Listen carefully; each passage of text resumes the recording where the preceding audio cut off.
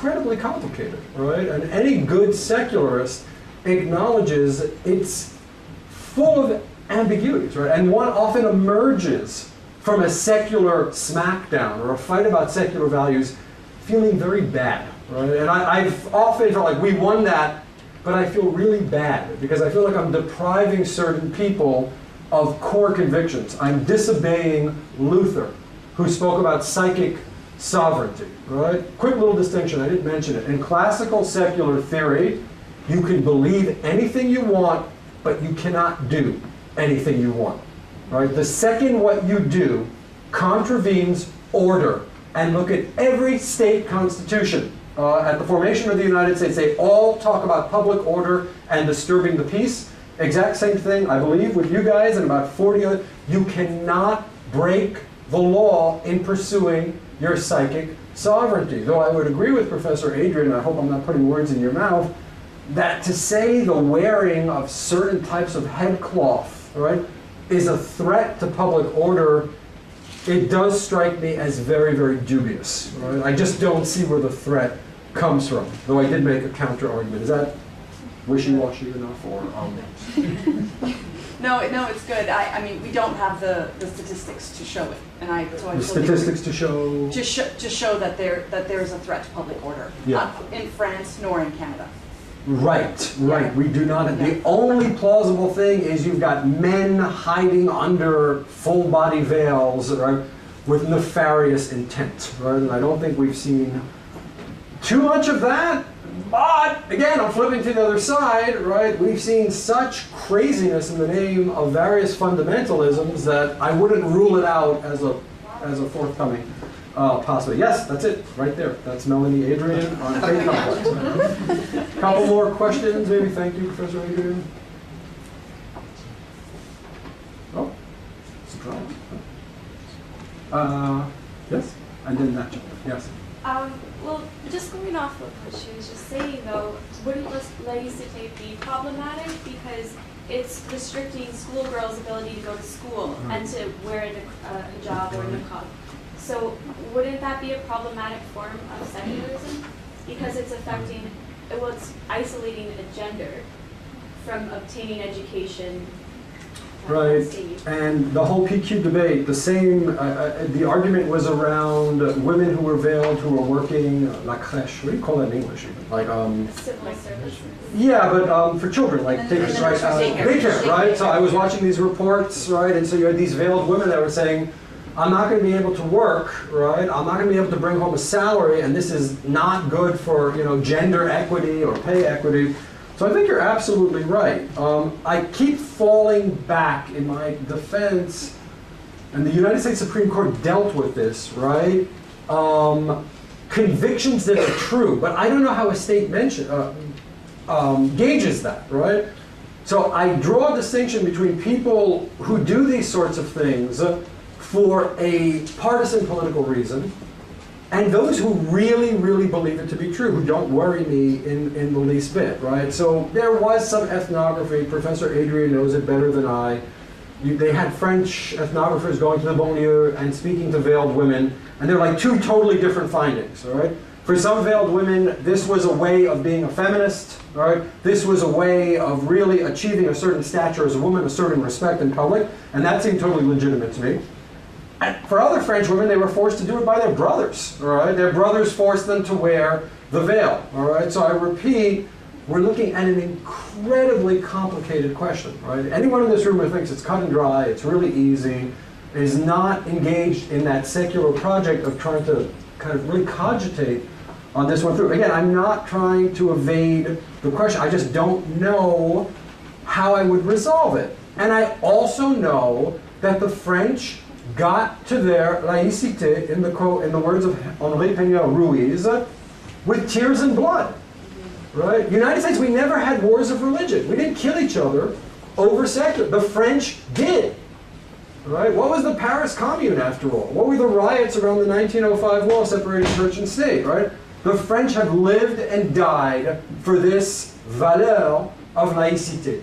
Right, so I want to kind of give them the grandest possible defense, right, of their experience as a culture in claiming that this is a legitimate way to organize a polity. I guess we'll take maybe one. It's up to Professor Shipley. Yes, sir, in the back. I think 3 more. Oh, okay, fine. I love Q&A. It's all good to me. Yes, sir. It was really interesting for you to hear you trace the religious and Christian origins of the secular word. And I was just curious as to why you might have left out something that Charles Taylor talks about, which is the etymology of the word secular from secula, I think in Latin, meaning the age or the century. In other words, sort of mundane time, and the irony that you would have in the Catholic tradition, secular priests, Right. as opposed to religious who were monastics, who were under a kind of cosmic time, but secular priests are out there in the serving the people in parishes under mundane times. So the very word secular is actually a category for clergy. Right. Sure. Would you concur with that? It's kind of well known. I mean, with Charles Taylor, look, my views on Charles Taylor, I wrote an inexcusable article in the Chronicle of Higher Education. You can Google that one up also, called The Crisis of Secular Studies, right? So I read, it's a critique of Charles Taylor as a secular age, all right? So I'm very familiar with the work. I'm going to be as charitable as I see no connection between the issues of interest to Charles Taylor, right, and the types of things that most researchers are working on vis-a-vis. I don't see how that book speaks to these types of issues. With that said, he's done some very good work on secularism. He's also done public intellectual work where he served on government commissions, right? So I have full respect for Charles Taylor's contributions, right? However, that book I find very, very peculiar, right? In its project, in its attempt to go back 500-600 years, right, and try to recreate the epistemology of the world the way it was 500 years ago. And as a scholar, quite frankly, I find the book very strange in all the scholarship it doesn't cite, which is my single biggest complaint, all right? There are volumes written about secularism, secular humanism, secularity, secular priests, and for some inexplicable reason, Professor Taylor doesn't cite them, all right? And this is a real problem in scholarship on sex. So we have two camps. We have the postmodernists over here. We have the Taylorians over there, and they kind of spark. And then you've got this other third camp over here, which I guess I'm in, right? And they're not speaking to one another, right? So we're not going anywhere in terms of secular studies. So I'm sorry to plague you with that kind of inside baseball on all of that. Somebody told me the other day that he's writing a secular age, right? That he's in the process of writing another 886 page tome. I just hope he reads a little bit about the history of secular. That's all I hope, right? Like George Jacob Holyoake, right, who coined the word secularism in 1851. Why didn't Charles Taylor mention him? They're like the same guy in reverse, right? They believe the exact same things to be true about secularism, except one thinks it's great, Holyoake, right? And one thinks that it's really a sort of sad moment for humanity, right? So I'm utterly puzzled as a scholar by that book and by the reception that book received. So before I have to escape Ottawa tonight, I'm just going to leave it at that with Charles Taylor. Yes, this person will be good. I don't know a lot about American politics except for what I see on television, of course, and read occasionally. But I've always been curious about the religious right and how strong they are in the United States in terms of funding, for example, the Republican Party and these super PACs and so on. So how can the United States actually claim to be a secular state if they are being funded by these types of religious, very powerful groups? Thank you. Secularism is in big crisis in the United States. We're not constitutionally separationist, that's for sure, right? If you read my book, you'll find that the United States had this beautiful moment. It went from the 1947 Everson Township decision to the 1985 Jaffrey decision. These are famous Supreme Court decisions. And that was the moment when separationism, the only moment in the history of the United States where separationism was the law of the land. It no longer is. All right, so who do we have to thank for that? Countless times I've been on NPR and they've asked me, so whose fault? The Christian right. And what I always say is, and in French, chapeau bas, hats off to the Christian right. They did it legally. They didn't kill anybody. They didn't break too many laws. I mean, there were a couple, right? But they were mostly legal. They used democratic processes to completely overturn the separation of status quo in the United States. Is that coming to Canada, right? So I've often read these little articles about an evangelical leader, usually in Toronto, right, who wants to kind of bring that sort of cultural religious politics to Canada. As for the Republicans, I go back to something I said a little bit earlier. To understand the United States, you must understand the distinction between the federal and the state level, right? You go to Mississippi, you go to Louisiana, you go to Tennessee, you go to Georgia, you go to North Carolina, you're going to see laws on the books about religion, all right, which will make you think you might be in a theocracy, all right? I mean, not accommodationism. I'm talking laws that so stack the deck against religious minorities and non-believers that you wonder what century you're living in. All right, you don't see this in New York, you don't see this in Vermont, you don't see this in the Pacific Northwest, you don't see this in California, right? But America is becoming a very peculiar place, like this fragmented country where different types of mores and rules and laws obtain in different parts of the country. And what can be done about it? Nothing can be done about it. It's our system, right? There are states' rights in the United States. So what are some hopes? That more Latinos are moving to the state of Georgia, for example. More Latinos are coming to Texas. These are traditionally red states. The state houses will change. This is democracy.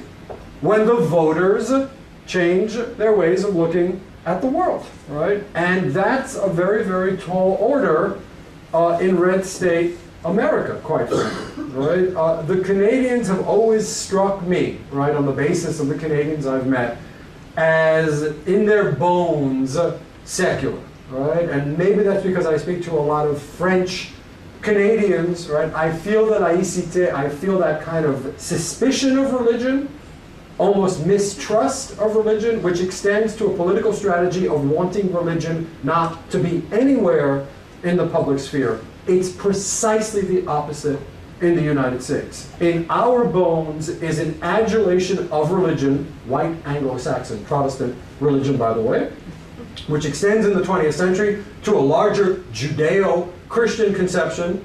Now we're starting to inch over to the Abrahamic. We're starting to bring Muslims in, right? But in the United States, there's this almost jejune, infantile adulation of the power of religion, which I don't see here. Remember, one needn't be anti-religion to be suspicious, right, of a nation state that invests so much confidence in the power of religion, like de Tocqueville, right, to grant benefits to the integrity of the nation state. Let's take one or two more, if it's okay with Professor Shipley. One more is gentleman up here, and then we'll probably go to the reception. I'll keep to myself. Now that's the question I really want to hear. Maybe you can ask at the reception. Goading me? I actually am, yeah. Okay, one more question there? Yeah? Okay. Okay, so you talk about this kind of shining moment from 47 to 85, right? Right. So you talked about the shining moment, and then you said following that, sort of we can't get it back because it's our system. But how did that moment come to be, since it's active within the same system? Yeah, well, I mean, democracies change, right? I mean, voters change, laws change, right? Democracies are changing worldview that allowed the worldview. Oh, what was the change in worldview? Yeah. The change was the rise of white conservative evangelicals in the mid-70s on the tails of Ronald Reagan and Reverend Jerry Falwell as perhaps the defining force in American electoral politics. That was the change, right? And they were smart, right? I don't want to say bad things about it. They were smart. They had better lawyers. They organized better. They did the grassroots work. And secularism got lazy and sort of complacent. And all of a sudden, to quote a famous evangelical operative, right? They woke up one morning and found themselves in a body bag, right? Secularism did everything, all of a sudden. But I think that gentleman is ready to go. Can we just get his, I actually really want to hear it. Sir, can we? You're on the spot. So I think you've already indicated where you would position your genealogical project in relation to, let's say,